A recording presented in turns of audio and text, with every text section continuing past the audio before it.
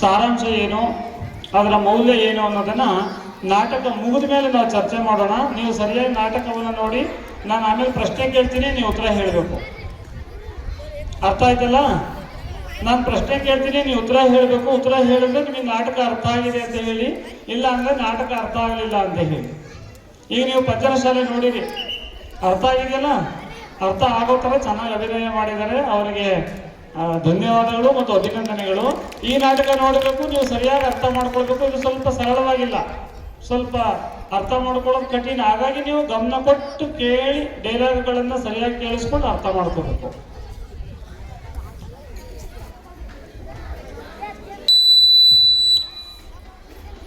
ಹೇಳ್ರಿ, ಕೊಡ್ರಿ.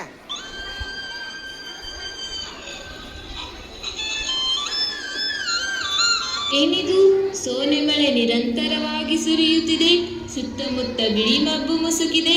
ಅಡಿ ಇಡಲು ಬೀದಿಯೇ ಕಾಣಿಸುತ್ತಿಲ್ಲ.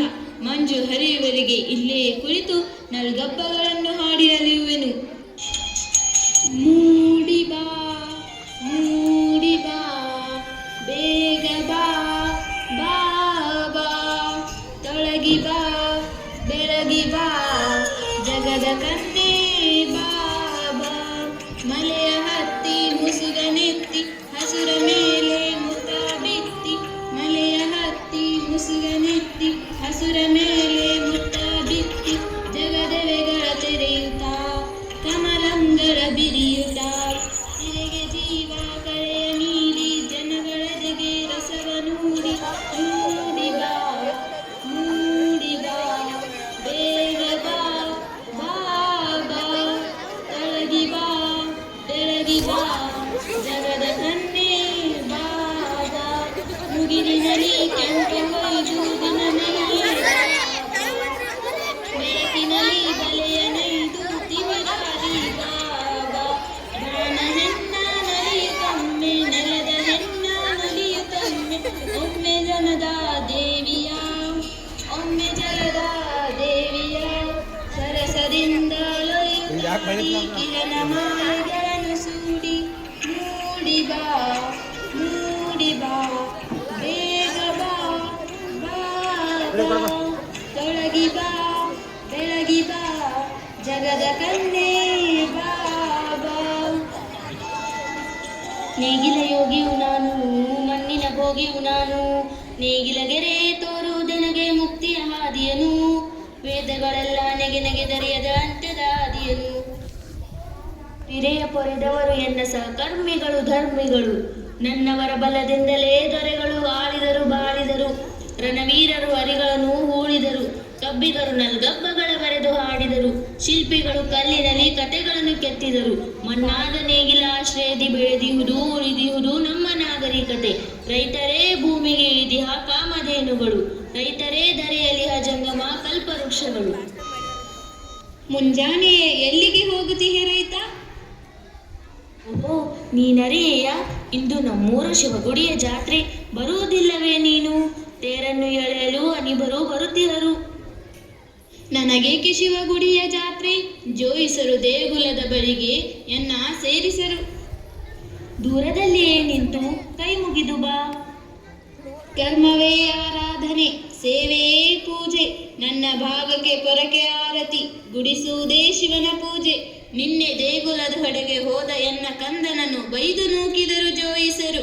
ಶಿವಗುಡಿಯ ಶಿವನು ಜೋಯಿಸರ ಶಿವನಂತೆ. ನನ್ನ ಶಿವನು ಈ ಮಣ್ಣಿನಲ್ಲಿಹನು. ನನ್ನ ಶಿವ ಕೊಳೆತ ಕೊಸದೊಳಿಹನು. ಕಪ್ಪುರದೊಳಿಲ್ಲ, ಮಂಗಳಾರತಿಯೊಳಿಲ್ಲ, ಹೂಗಳಲ್ಲಿಲ್ಲ. ನಾನಿರುವಲ್ಲೇ ಶಿವನಿಹನು. ನನ್ನ ಎದೆಯೇ ದೇಗುಲ, ಸೇವೆಯೇ ಪೂಜೆ.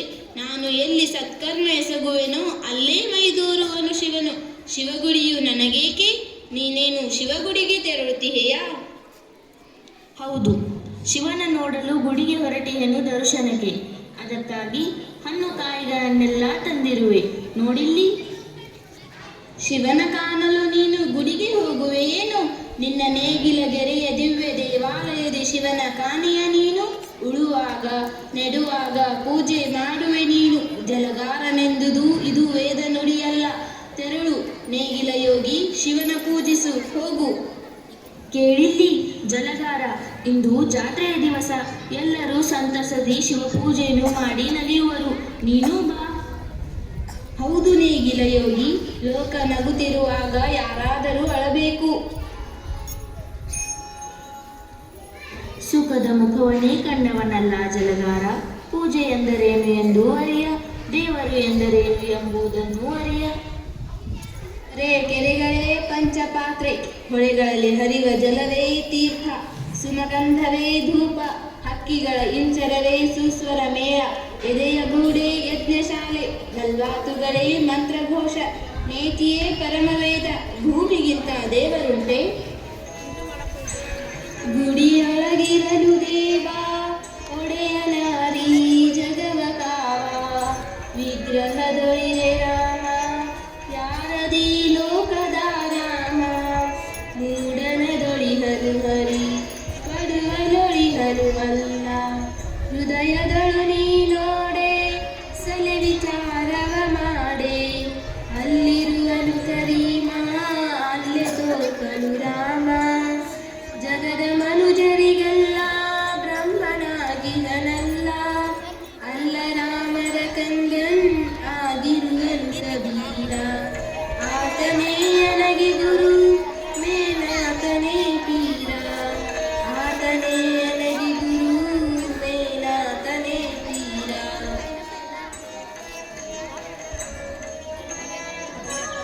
ಕೊಳಲ ನಿನದನಿಯಂತೆ ಇಂಪಾದ ಗಾಯನ ಹಾಡಿದವರವರು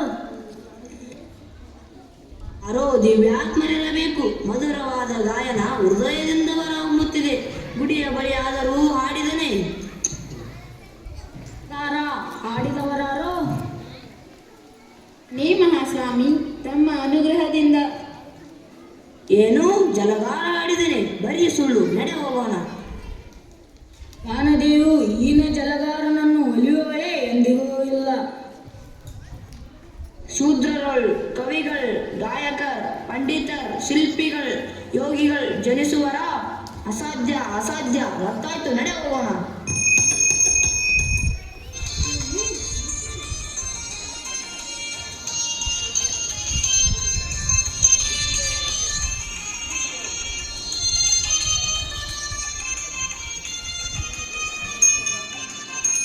ಹೇ ಭಗವಂತ ಜಗದುದ್ಧಾರಕನೇ, ದಿನ ದಿನವೂ ದುಡಿಯುತ್ತಿರುವ ಜಲಗಾರನಿಗೆ ಯಾವ ಫಲವನ್ನು ಎಲ್ಲಿ ಮುಚ್ಚಿರುವೆ? ಜಲಗಾರ, ಜಾತ್ರೆಯ ಸಮಯದಲ್ಲೂ ನಿನಗೆ ಬಿಡುವಿಲ್ಲವೇ? ನಾಳೆ ಗುಡಿಸುವೆಯಂತೆ, ಬರಬಾರದೆ ಈಗ? ಒಂದು ದಿನವಾದರೂ ಇರಲಿ ವಿಶ್ರಾಂತಿ. ಬಾ ಹೋಗೋಣ. ತೆರಳು ಯುವಕನೇ ತೆರಳು, ಶಿವನ ಗುಡಿಯೊಳಗೆ ಅರಸು. ನಾನು ಈ ಕಸದ ಮಣ್ಣಿನ ಕುಡಿಯೊಳಗೆ ಅರಸುವೆನು.